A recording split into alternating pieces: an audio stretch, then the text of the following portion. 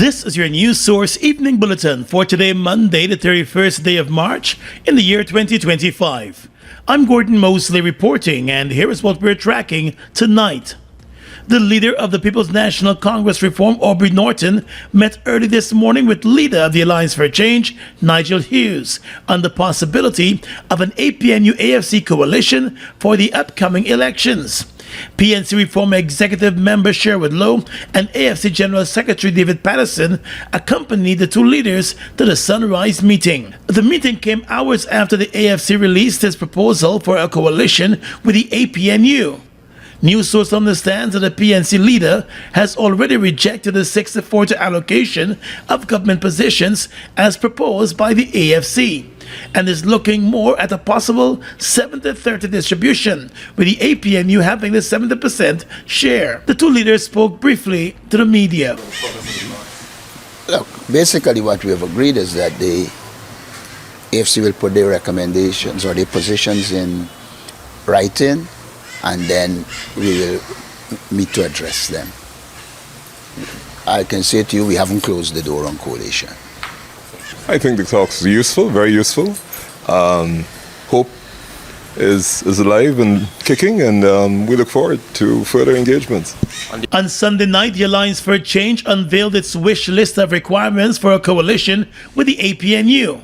And topping that list is for the leader, Nigel Hughes, to be the presidential candidate and for a 60-40 division of all positions in government, with the APNU receiving 60% and the Alliance for Change picking up the remaining 40%. The two sides have been meeting on the possibility of a coalition ahead of the upcoming elections.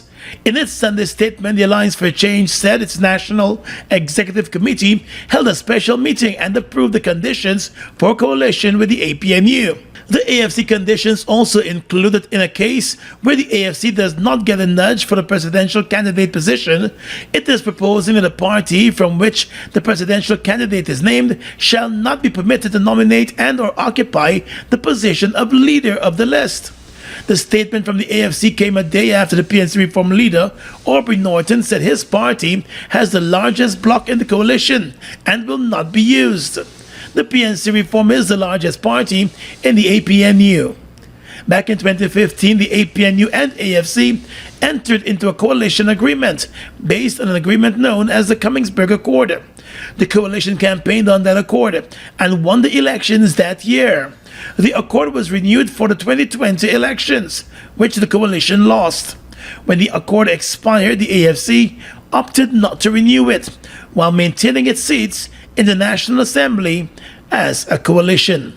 The two sides are expected to meet again in the coming days. More news coming up in just a moment. It all starts with one. Maybe it's one look, you know the one, or one touch, even one word. It can start with one step, or one promise, one thrill, one first time, one deep breath, one leap of faith, one day to remember, or one night to forget. One moment, so many stories that make up one crazy, average, everyday, fabulous life. We get one life, just one. Make your move. It all starts with one.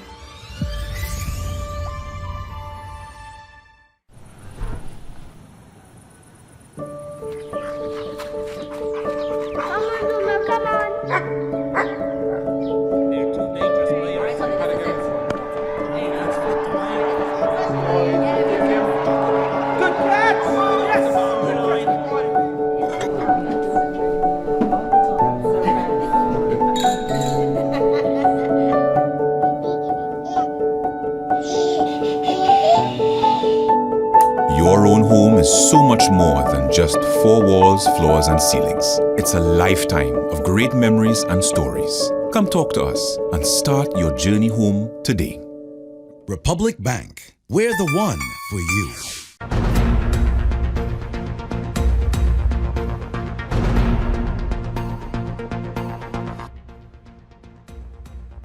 Let's tell you now that leader of the People's National Congress Reform Aubrey Norton has urged party members to close ranks and work hard to ensure the party's success in this year's general and regional elections. However, he has acknowledged that there are some divisions in the party, but insisted that those divisions cannot continue in face of a crucial elections. Addressing his party's General Council meeting this past weekend, Mr. Norton said there must be organizational discipline at all levels of the party from the ground up. Comrades, no movement, no matter how noble its mission, can prevail without unity. It is the cornerstone of our strength, the cement that binds our vision to our action, and the lifeblood of our survival as a political force. Our unity must demand that we do not attack each other. Our unity must ensure we listen to others and appreciate the differences. He also urged party members to be their brother's keepers, while thanking past leaders for setting a foundation for rallying the troops in the times of fractions. Mr. Norton said he will work hard to bring the party together. In this moment of great national crisis and historic opportunity, we cannot afford fractures within our fold. We must be one party, with one purpose, with one people, unified in action. And so today, I offer not just words of welcome, but a word of invitation to all members, all comrades, all believers in justice. There is room in the People's National Congress reform for you. The PNC reform leader said while his olive branch is extended to everyone within and outside the party, he will not allow a situation to continue where the party is constantly fighting over personalities. But let me also be clear. While all are welcome to build, none shall be allowed to destroy. We did not inherit this party by chance. No, it was built by blood, sweat, sacrifice, and struggle. We cannot allow narrow ambitions, hidden envy, or political mischief to derail the mission that so many before us work hard to uphold. According to the PNC reform leader, loyalty must be to the party, its principles, and the people of Guyana, and not to positions and personalities. The U.S. Lesser Antilles Medical Assistance Team began its 2025 medical mission here in Guyana today. The mission is being done in partnership with the Ministry of Health. The medical team will be working closely with Guyanese healthcare professionals to provide high-quality medical, surgical, ophthalmology, and dental care services at the Port Morant Hospital, the New Amsterdam Regional Hospital, the West Demerara Hospital, the Georgetown Hospital, and the Chetty Jagan Dental School. The team is expected to conclude its mission on the 11th of April. At the launch of the mission today at the Ministry of Health, Command Surgeon of the U.S. Air Force's Southern Command, Colonel Brian Gavitt, said the team will provide services similar to those that it provided during this last mission in 2023. This year's medical mission leverages the skills of nearly 60 medical professionals working hand in hand with our colleagues from Guyana to provide primary care, surgical care, dental care, critical care, and equipment repair here in Georgetown, West Demerara, Port Morant, and New Amsterdam. Commander of Lamet, Colonel James Bashinsky, said the medical teams are already on the ground and they're ready to work. He said over the next 2 weeks, the medical team intends to build lasting partnerships and exchange knowledge and skills with local medical professionals while providing specialized medical care. Health Minister Dr. Frank Anthony said when the team conducted its first mission in Guyana back in 2023, it was done primarily in Region 4. He said he is pleased that this time around, the team has expanded its mission to include other regions in the country. He said through partnerships with the U.S. medical missions, Guyana has been able to not only provide specialized medical care, but also build capacity in specialized areas. We have had, in the health sector, we have had different teams from the U.S. coming in and working with the hospital, especially the surgeons at the Georgetown Hospital. And I would say because of that type of collaboration, we have been able to build a lot of capacity in the hospital. So for example, the team that comes from Maryland on Operation Walk has helped to build a lot of capacity, and now we are able to do knee implants and hips. I think that has been very good because over the years, they work with our local team to be able to develop this. The Deputy Chief of Mission of the U.S. Embassy here in Georgetown said the medical group's goal is to provide medical support to Guyana, St. Lucia, St. Vincent and the Grenadines, and St. Kitts and Nevis. The regional initiative will see the utilization of more than $1 million in medical equipment and supplies. Well, next week, the government of Guyana will roll out an automated speed ticketing system. The system will be effective from the 7th of April. In a statement on the president's Facebook page yesterday, it was explained that the initiative is part of the Safe Road Intelligence System Project, a collaborative effort between the Guyana Police Force and the National Data Management Authority. As part of the project, new radar speed signs and speed cameras have been installed across the country to monitor vehicular speeds and traffic patterns. The automated speed cameras will detect vehicles exceeding the speed limit, and tickets will be generated automatically without manual processing. The system is powered by advanced speed cameras and radar speed signs connected to cloud-based infrastructure and will detect and ticket speeding violations, ensuring seamless and fair enforcement of traffic laws. It was further explained that the data collected from the system will also help authorities to develop effective strategies to reduce speeding and improve road safety. President Finale emphasized the importance of the initiative. He said as the country expands and embraces new infrastructure, they must also adopt advanced technologies that enhance safety and accountability. According to the president, the automated speed enforcement system, combined with real-life traffic monitoring, represents a critical step forward in ensuring compliance with traffic laws, reducing accidents, and ultimately saving lives. The statement also noted that the system is fully automated and autonomous, ensuring impartial and consistent enforcement. It added that no manual intervention is possible, making it impossible for offenders to manipulate or bypass fines, and that all violations must either be paid or contested in court.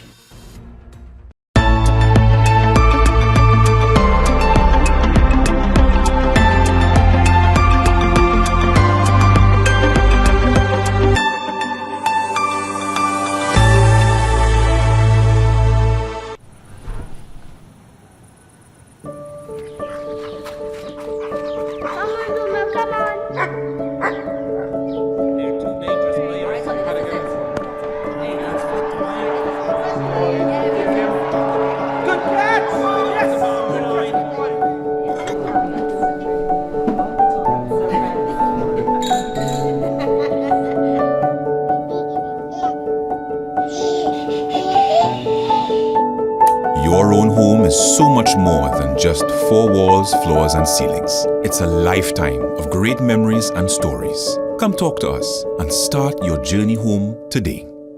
Republic Bank. We're the one for you.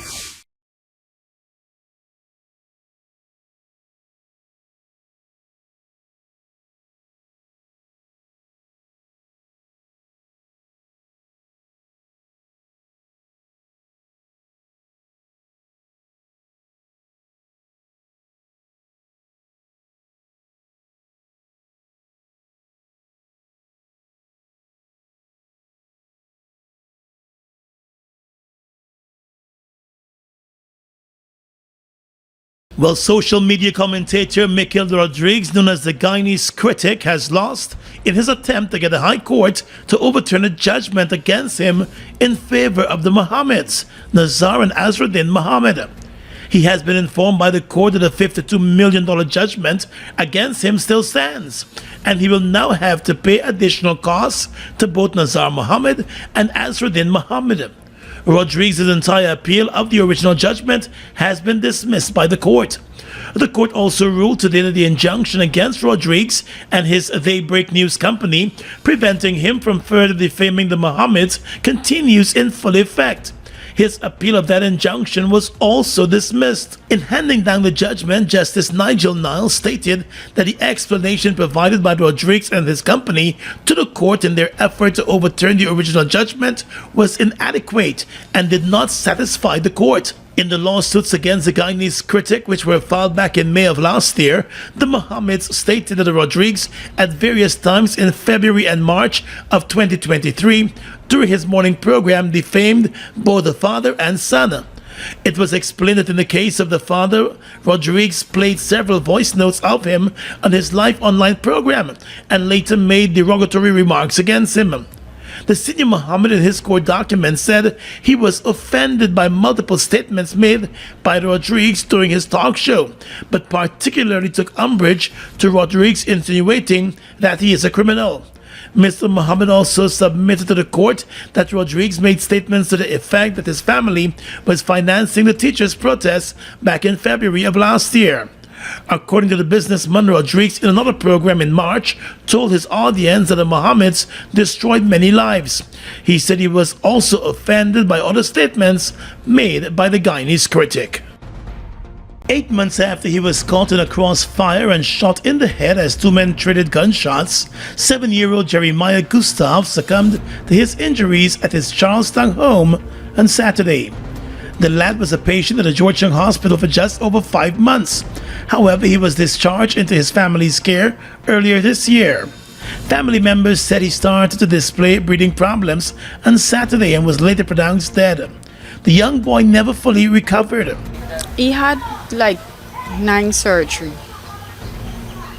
and he discharged from hospital and he was home with me during the process. 8 months he was home with me and I was looking in after right through. I didn't receive no assistance from the government or anyone else. I expect that somebody from the government should have reached out to me, for instance like Prayer Mansion, because it's a small school child and I'm very disappointed and very hurt about this situation concerning my son. It was on the night of the 9th of July 2024, while Gustav was standing near to his mother at her food stand, that two gunmen opened fire at each other and the young boy was shot in the head. He was rushed to the Georgetown hospital and remained there for the next 5.5 months. The two suspects, Odell Garnett and Marlon Marcus, were charged for attempted murder. That charge is likely to be upgraded to murder with the passing of the young boy. The young boy's mother, Keisha Gustav, has been pressing for justice in the matter. She said her son was cheerful and playful and loved school. Her heart is broken. I need justice for Jeremiah. At this point in time, I don't want nobody to come and tell me, oh, sorry for your loss, sorry, and this and that. No, I need justice for my son because with how I see it and how everybody else see it around me, I don't think that they should have withdrawn his matter because nobody in the right sense won't come in an area and load firearm like that. You come and fire enough shots, you don't even have a license for a gun. You just decide to say, well, oh, you're a manga, yeah, oh, misunderstand, and you can just come open fire in the streets like that. You can't do that. This thing could have happened to anybody else. So basically, I need justice for my son, and I hope that the government reach out and give me what I deserve, justice for my son. During their initial investigations, a number of spent shells were recovered by the police from the scene along Smythe Street in Charlestown. Almost 2 years after he was freed of a misconduct in public office charge in relation to the signing of a vesting order, former Minister of Finance Winston Jordan appeared in court again today to face a new charge of misconduct in public office in relation to the signing of a different vesting order. The economist, who served as Minister of Finance under the former APNU AFC government, appeared at the Georgetown Magistrates Court this morning, where the charge was read to him. He is accused of misconducting himself in public office by signing a vesting order for the government sale of over 5 acres of land at plantations Bedawacting and Sparendam. The Special Organized Crime Unit claims that the land was sold for just over $2.4 million when its value was more. Mr. Jordan was represented by Senior Counsel Roy Stillford and Attorney Don Cush, who informed the court that the charge was a waste of the court's time. Jordan was granted bail in the sum of $150,000 and ordered to return to court on the 23rd of April for a continuation of the case. He has dismissed the charges as having no merit and being political in nature. But they want to embarrass me, continue to embarrass me, right? And of course, it is always because I am the most vocal of the opposition, former opposition ministers, right? And they can't rebut me because I don't go after people personally with attacks and slack buckler and all them kind of story. I beat them with their own game, their own facts, their own figures that they're putting out there. What people don't want to do is analyze what they are putting out there, which is what I do. Jordan continues to maintain his innocence. Yeah, you already know it's yours truly, Nali Katoy, the queen of zest. If you take people, man, clap your hand, boy. If you take people, man, clap your hand, Wait, Bobby? Hi, Granny. You know the Nelly song? How you mean? Plus, she coming for a creek explosion Sunday, April 20th. Creek explosion? Which creek? And is who bringing she? The creek by Splash Main, Aziza Akusa, and his Team Extra bringing she. Team Extra? Let me call Freddie. Hello, Granny. Hi, bye. What going on? You bringing Nelly Katoy and you didn't even put me on the show? Like you was a kunumunu or what? Don't say fat, you're booking you now. Galang, Granny. Let me see the flyer. Female dancing competition over 160,000 given away, plus male dance off for 1 motorbike. Music by Bobby Kush, DJ Magnum, DJ Garwin, David Hype, and Papa Feelings. I giddy up and get your early bird tickets for $2,000 at Team Extra Stabrook Market, Just Your Size Boutique, White Castle Fish Shop, and Fireside Sweets. Creek Explosion, compliments of Fireside and Team Extra. It all starts with one. Maybe it's one look, you know the one, or one touch, even one word. I can start with one step, or one promise, one thrill, one first time, one deep breath, one leap of faith, one day to remember, or one night to forget. One moment, so many stories that make up one crazy, average, everyday, fabulous life. We get one life, just one. Make your move. It all starts with one.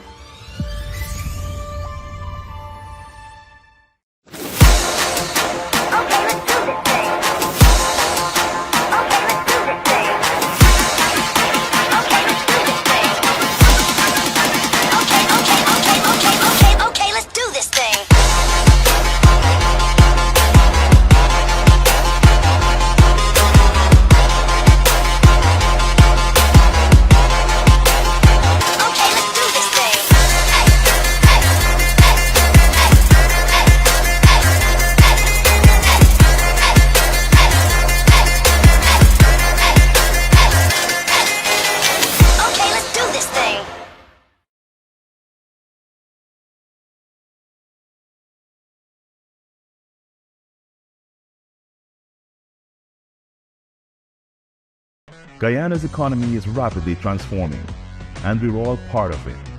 Guyoil is at the forefront of this development by providing reliable and efficient energy and supporting community development from the very core. 100% of Guyoil's profit goes back to building schools, roads, and other important infrastructure that connects our cities and towns, providing fuel to domestic, marine, industrial, and aerial transportation. Guyoil has now repositioned itself as market leader in the petroleum industry, building a better future for all of us.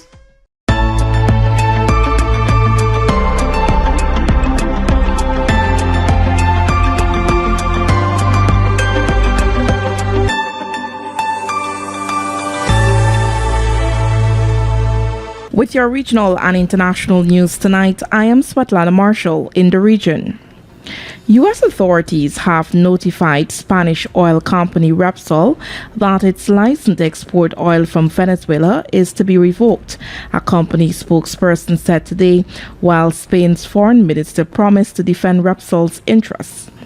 President Donald Trump's administration told Repsol it had until May 27 to wind down its operations in the South American country, the spokesperson added.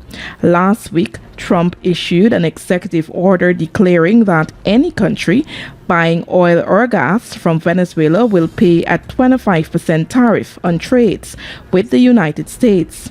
The previous administration had authorized exceptions to U.S. sanctions on Venezuela to allow individual companies to source Venezuelan oil to feed refineries from Spain to India. The companies that had received licenses and comfort letters from Washington also include India's Reliance Industries and U.S. Global Oil Terminals. 60 days after she was arrested and interrogated for 2 days, suspended Police Commissioner Earl Herwood Christopher is yet to be charged with any crime. The investigative team looking into the alleged role that Herwood Christopher played in the importation of 2 sniper rifles, which were later sent to the Strategic Services Agency in late 2023, is currently awaiting advice from the Director of Public Prosecutions, DPP, on what charges, if any, could be brought against her. During a news conference held at the Police Administration building on Edward Street in Port of Spain last week, Acting Commissioner of Police Junior Benjamin confirmed that the investigative team, headed by Deputy Commissioner of Police Suzette Martin, has once again submitted the relevant case files to the DPP.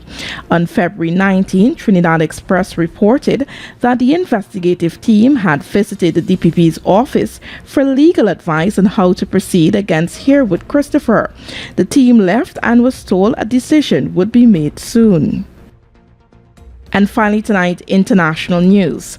Rescue efforts are continuing in Myanmar 3 days after a 7.7 magnitude earthquake hit the country, according to the BBC. The military government there says the number of people killed has now risen to 2,056, with more than 3,000 injured. But getting information out of Myanmar is difficult, and there are questions over the scale of the disaster. It has declared that a minute's silence will be held on Tuesday, as well a week of national mourning. The UN says the earthquake has compounded an already dire crisis in the country, which is in the midst of a 4-year civil war. Despite the destruction, reports suggest Myanmar's military leaders are still carrying out airstrikes against pro-democracy rebel groups. Meanwhile, in neighboring Thailand, at least 20 people are known to have died, with rescue efforts continuing in Bangkok for 74 construction workers thought to be trapped under the rubble of a collapsed high-rise building. But officials there warn there has been no signs of life amongst the wreckage for hours. And that's your News Source Evening Bulletin for tonight. I'm Svetlana Marshall, wishing you a pleasant evening.